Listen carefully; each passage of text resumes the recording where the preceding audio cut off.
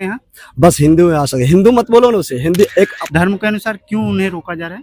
रोका जा रहा है इसलिए क्योंकि अगर मुसलमान है ना तो उनका भी आजकल वीडियो जहां तहां देखते होंगे, है ना, तो उनका जो दुराचारी नैतिकता है बेहतर जो दर्शक देख पा रहे हैं वो यहाँ आएंगे स्नान के लिए, तो सबसे अच्छा समय, उत्तम समय कौन सा रहेगा? ये अभी महाकुंभ है, उसमें भी इसका योग जो बना है आपको 7,886 वर्ष के बाद ये योग आया है इस बार के कुंभ में। 7,800 महिलाओं के लिए या किसी धर्म के लिए क्या कोई वर्जित भी है या सभी लोग आ सकते हैं यहाँ? नहीं, किसी के लिए कोई वर्जित नहीं, यहाँ पर कोई भी व्यक्ति आके स्नान कर सकते हैं, मगर सनातन जो सनातन होंगे उन्हीं के लिए है, केवल सनातनी के लिए? केवल सनातनी के लिए है और किसी अन्य धर्म के लिए ये चीज नहीं है।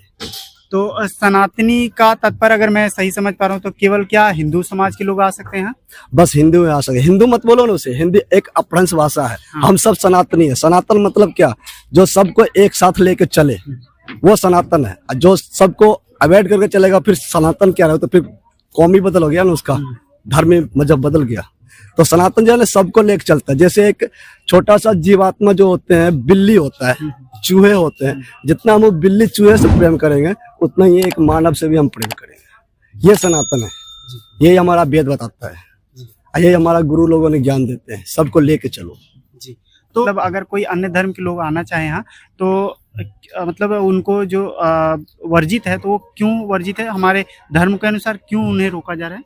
रोका जा रहा है इसलिए क्योंकि अगर मुसलमान है ना तो उनका भी आजकल वीडियो जहां तहां देखते होंगे, है ना, तो उनका जो दुराचारी नैतिकता है, नीतियां जो है वो हम लोग पसंद नहीं है।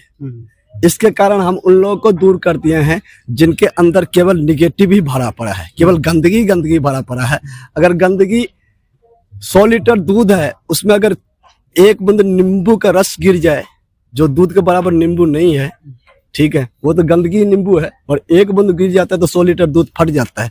वैसे अगर थोड़ा सा भी गंदगी अगर शुद्ध चीज में आ जाए तो सबको खराब कर देता है। इसलिए इनको दूर ही रखना अच्छा है, भलाई है देश के लिए भी, राष्ट्र के लिए और सनातनों को। बताया जा रहा है कि यहाँ तकरीबन 45 करोड़ श्रद्धालु आने की उम्मीद की जा रही है। उससे ज्यादा आएगा जी, 45 करोड़ से एक आंकड़ा है, मगर आने के लिए तो उससे ज्यादा आ जाएगा। तो 13 जनवरी से जो पहला स्नान है और महाशिवरात्रि 26 फरवरी को है, तो इसमें सबसे बेहतर जो दर्शक देख पा रहे हैं वो यहाँ आएंगे स्नान के लिए, तो सबसे अच्छा समय, उत्तम समय कौन सा रहेगा? देखिए, संक्रांति सबके घर में होते हैं, इसलिए संक्रांति में तो उतना भीड़ नहीं होता है।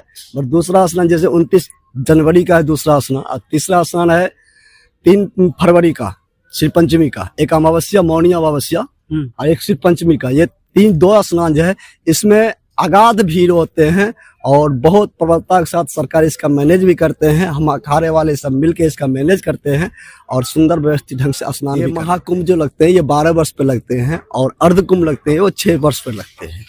तो ये अभी महाकुंभ है? ये अभी महाकुंभ है, उसमें भी इसका योग जो बना है आपको 7,886 वर्ष के बाद ये योग आया है इस बार के कुंभ में। 7,886 के बाद ये समय आया है, ये योग आया है, ये योग आया है, ये योग आया है। यानी कि लोगों का नक्षत्र गुण तो सब आता था, मगर योग जो है ना, ये योग जो आता है अमृत, जिसे महा अमृत बोलते हैं, ये इतने वर्षों के बाद आया है।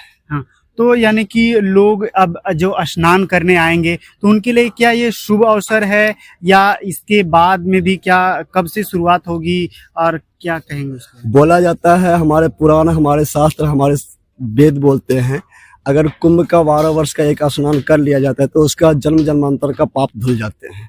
ऐसा मान्यता हमारे वेद पुराण और शास्त्रों का है और हम संतों लोगों का मानना है।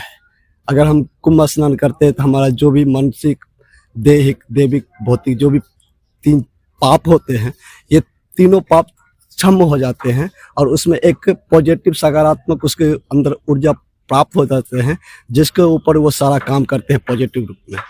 तो यहाँ संत समाज जो लोग आए हुए हैं वो क्या भारत के सभी कोने से आए हुए हैं? हाँ जी, हाँ जी, हाँ जी, भारत के सभी कोने से आए हैं।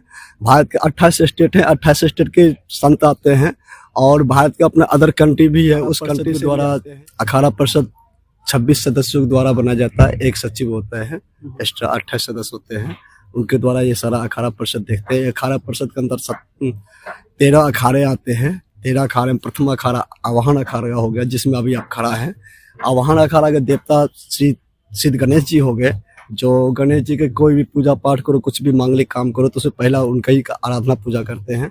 इसलिए साधु संतों के द्वारा ये चीज बनाया गया है। पहले आवाहन अखाड़ा स्नान का भी विधि विधान जो बनाया, पहले गणेश जी स्नान करेंगे, फिर दत्त भगवान स्नान करेंगे, फिर गायत्री माता स्नान करेंगे, ऐसे के सारे देवताओं का स्नान का विधि विधान आप बनाया सुन रहे थे संत समाज को, आप सुन रहे थे साधु बाबा को, और अखाड़े से जुड़ी सारी जानकारी आपको मिलती रहेगी।